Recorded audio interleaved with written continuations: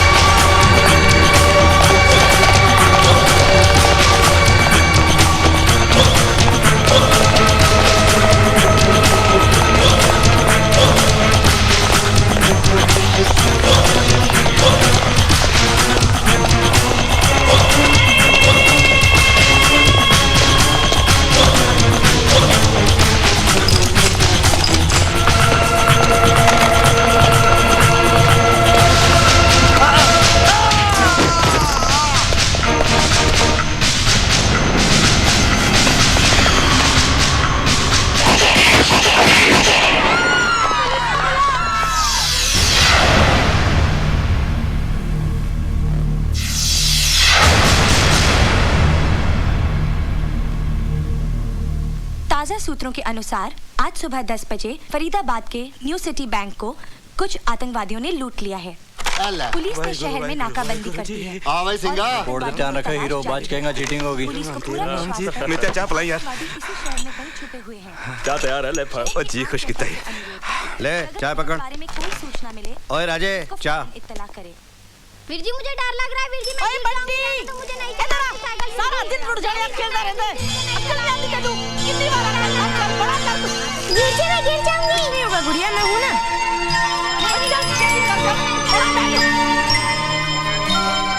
राजे क्या सोच रहा है? आतंकवाद पर कैसे रोक लगाई जाए, इस विषय पर बात करने के लिए हमारे स्टूडियो में मौजूद हैं डीआईजी जयसिंह राणा।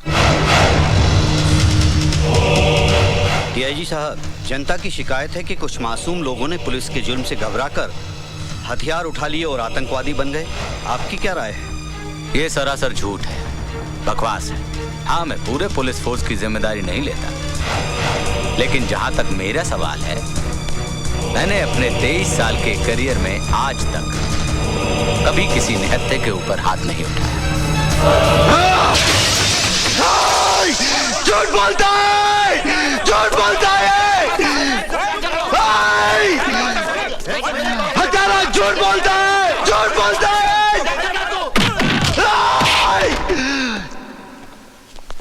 झूठ बोलता है।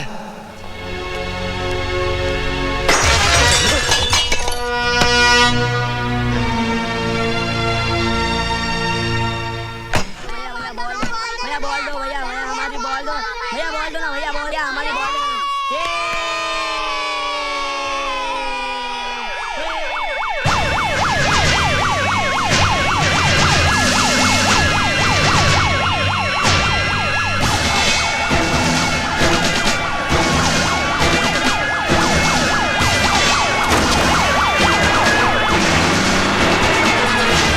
पुलिस!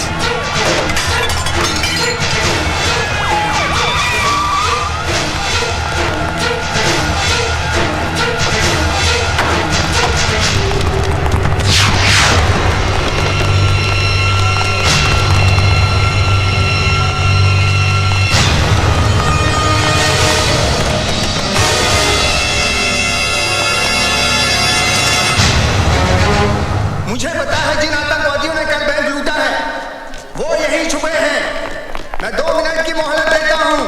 अपने हथियार डाल दो, वरना बेमौत मारे जाओगे। तुम लोग बच रहे। पुलिस फोर्स बहुत ज्यादा है, हमारे पास गोलियां बहुत कम है, हमें ज्यादा देर तक रोक नहीं पाएंगे। मैं आगे से कवर करता हूँ, तुम लोग पीछे से भागो। और तू मेरी फिक्र मत कर। मैं तुम्हें आखिरी वार्निंग दे देता हूँ, अपने हथियार फेंक दो।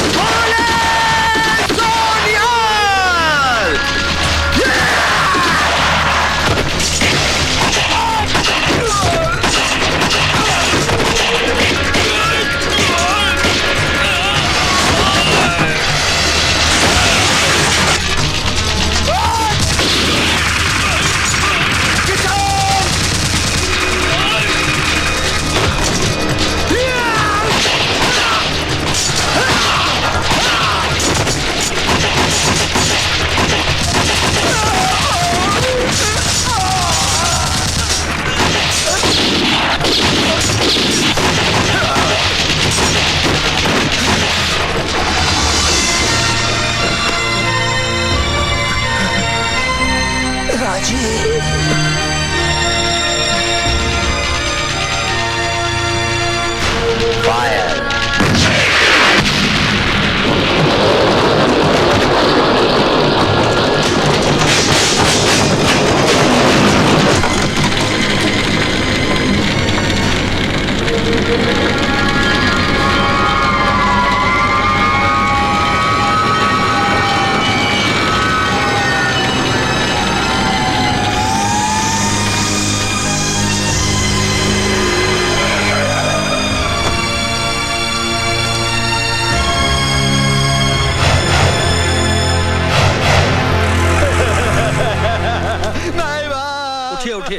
मैं बाप, मैं लुट गया, बर्बाद हो गया।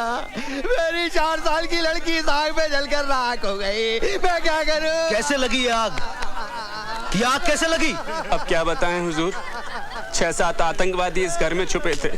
पुलिस ने उन्हें पकड़ने के लिए पूरी बस्ती में आग लगा दी। आतंकवादी तो मारे गए, लेकिन साथ में बस्ती के 4 लोग भी मारे गए। ये कैसा इंसाफ है सरकार? हमने तो कोई गुनाह नहीं किया। अब तो एक ही रास्ता बचा है, हम अपना कारोबार छोड़ के कहीं और चले जाएं। कहीं नहीं जाएंगे आप। ये घर आपका है, ये जमीन आपकी है, ये मिट्टी आपकी है। अपनी माँ को छोड़कर जाएंगे आप? बंद कर अपना भाषण। ये जमीन हमारी है, ये मिट्टी हमारी है। अगर ये मिट्टी हमारी है तो हमें यहाँ जीने क्यों नहीं देते चैन से? तू उस वक्त कहाँ था जब इसी मिट्टी से बने इंसानों को मिट्टी में दफन किया जा रहा था? हमारी आंखों के सामने हमारे अपने जलकर राख हो गए। तूने कभी अपनी औलाद को जिंदा जलते हुए देखा है? मैंने देखा है, मैंने देखा है। अरे एक माँ अपने बच्चे को मरने के बाद भी जलते नहीं देख सकती, और मैंने उसे उसके बदले मैं क्यों नहीं मर गई? मैं क्यों नहीं मर गई? माँ जी मुझे मारिए, मुझे और मारिए माँ जी। अगर मुझे मारने से आपका थोड़ा भी गम दूर होता है तो मैं अपने आप को भाग्यशाली समझूंगा। तू मेरा दर्द कम करना चाहता है ना, तो उन्हें क्यों नहीं समझाता? छोटे छोटे बच्चे हैं, हथियार उठाए घूमते हैं। क्या चाहते हैं वो? क्यों एक दूसरे की जान के दुश्मन बने हैं? तू उन्हें समझाएगा ना? मैं वादा करता हूँ माँ जी, मैं उनके पास जाऊंगा। हमारे अपनों के पास जो किसी वजह से हमसे नाराज हो गए हैं, रूठे हुए भाइयों को मनाऊंगा।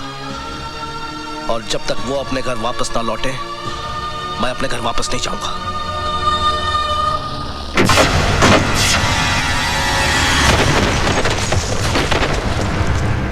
सत्य प्रकाश जी, मेरी राय में इन आतंकवादियों से बात करने या उन्हें हिंसा का रास्ता छोड़ने की सलाह देने से कोई फायदा नहीं होगा। इन्हें गोलियों की भाषा के अलावा और कोई भाषा समझ में आती ही नहीं है। आप अपनी पदयात्रा का फैसला बदल दीजिए। मैं बहुत अच्छे तरीके से जानता हूं कि इन्हें कैसे ठीक किया जाता है। यह हमारा काम है, हमें करने दीजिए। डीआईजी साहब, आपका काम मैं बहुत अच्छी तरह से देख रहा हूं। सारी बस्ती जलकर राख हो गई, 4 मासूमों की जान गई, 7 पुलिस वाले मारे गए, कई लोग घर से बेघर हो गए, दहशत फैली हुई है चारों तरफ। सत्य प्रकाश जी, 6 आतंकवादियों को हमने मार गिराया है, यह शायद आपको मालूम नहीं है। आज के हादसे के बाद 50 आतंकवादी और पैदा होंगे, यह शायद आपको मालूम नहीं। तो आप ही बताइए हम क्या करें? आप कुछ नहीं करेंगे, जो करना है हम करेंगे, क्योंकि ये देश हमारा है, ये जनता हमारी है। क्या ये सच है कि देश की शांति के लिए आप पदयात्रा शुरू करने जा रहे हैं? हाँ सर, आपको लगता है इससे सुधार होगा? किसी न किसी को तो कोशिश करनी होगी। लेकिन सर, इसमें आपकी जान को भी खतरा हो सकता है। कल किसने देखा है? सर, क्या आपको विश्वास है कि आतंकवादी आपकी बात मानेंगे और आत्मसमर्पण कर देंगे? एक विश्वास ही तो है मेरे पास। अगर एक भी आतंकवादी आत्मसमर्पण करता है, मैं अपने आप को भाग्यशाली समझूंगा।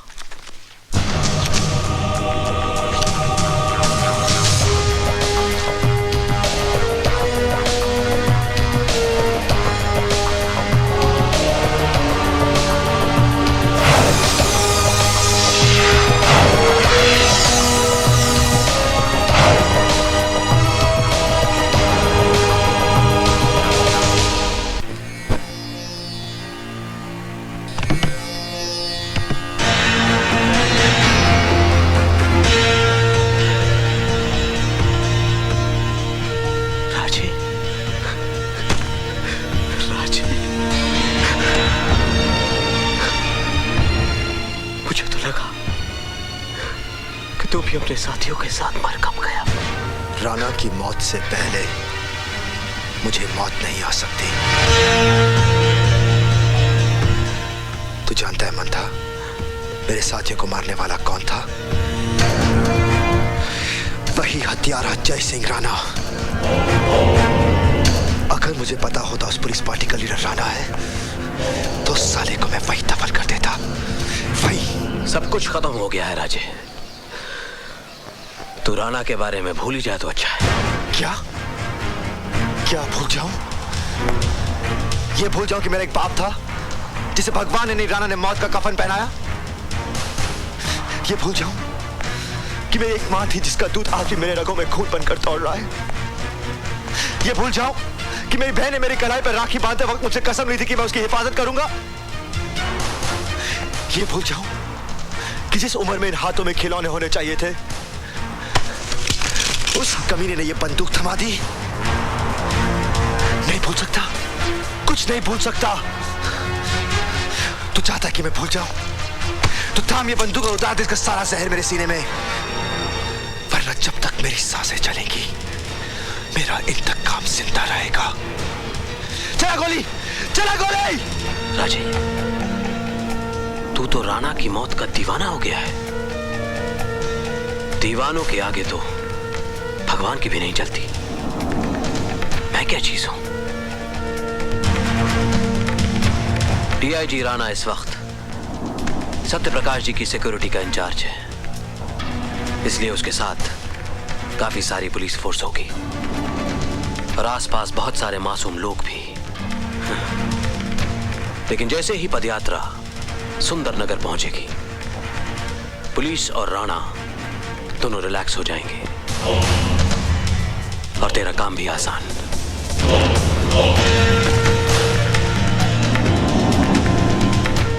ये बैंक के लूट के पैसे, मैं असले की डिलीवरी का बंदोबस्त सुंदरनगर में ही करता हूं। और हाँ, मैं तुझे एक चिट्ठी भी दूंगा दयाशंकर के नाम पे, वो तेरे रहने का बंदोबस्त कर देगा।